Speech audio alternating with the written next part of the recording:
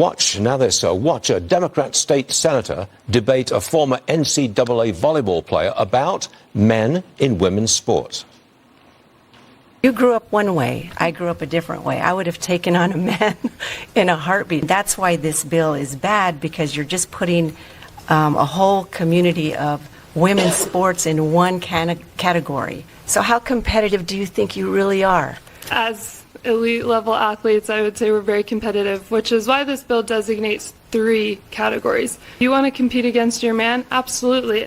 Like, let's do that in the co-ed section. That's the clarity and distinction is really important, because when men are allowed access into women's sports and spaces, it's not women's sports and spaces anymore.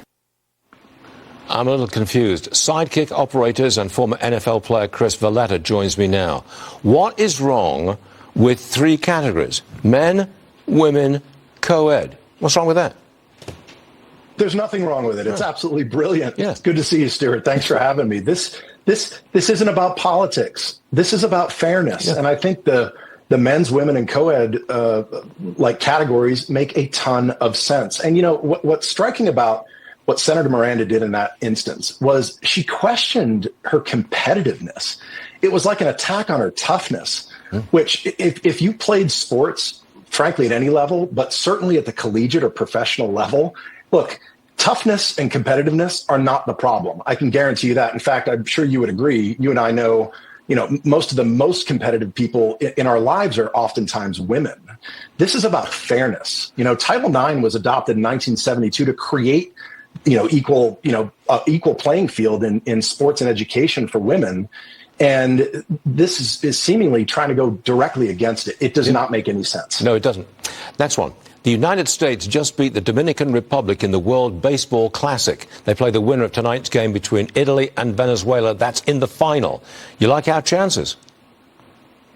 Always, always root for the USA. Always love our chances. I think this is what sports brings out in the best of us, right? And it has such a great parallel to business. I believe sports is 20 years ahead of business as it relates to culture and teamwork and competitiveness and desire and discipline and performing under pressure.